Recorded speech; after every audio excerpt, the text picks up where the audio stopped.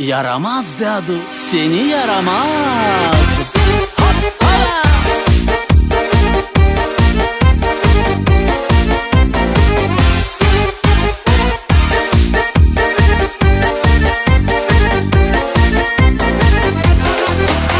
Yaramaz dadı banera gider, 100 gram cazı buyurma. Benzeceğini o harcar, hem dostlara ikram eder. Dostları muftan içer, ne şakalar patladır, dadının yüzü güler.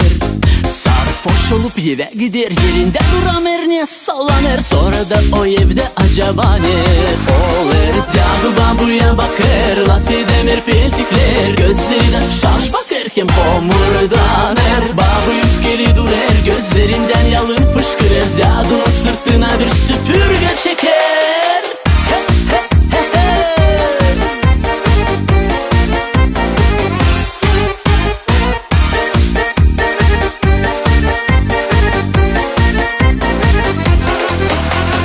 Dadı babuya yemin eder, hani başka içmeyecek. O da ona inanır, hani biraz uslanacak. Parasını harcamayacak, evde de o yardım edecek. Babunun da yüzü gülecek. Ne güzel laflar söyler, babu da onu sesler. Sonra da o evde acaba ne olur? Babu da duya bakar, hem de nasıl söylenir. Sana demedim mi içme, sarhoş olma. Ben seni harcama, sen en iyi bilip ne vereceksin? Eğer kumiler bize rakıyla gelirse,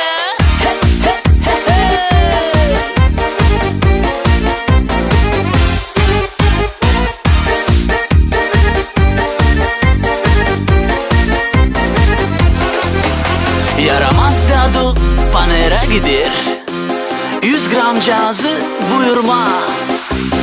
Benzeceğini o harcar, hem dostlarına ikram eder.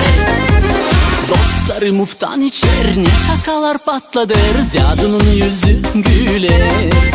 Sarhoş olup eve gider, yerinde duramer, ne sallanır. Sonra da o evde acaba ne olur? Dadı babuya bakar, laf edemir peltikler. Gözleri de şaş bakar, hem homurdanır. Babu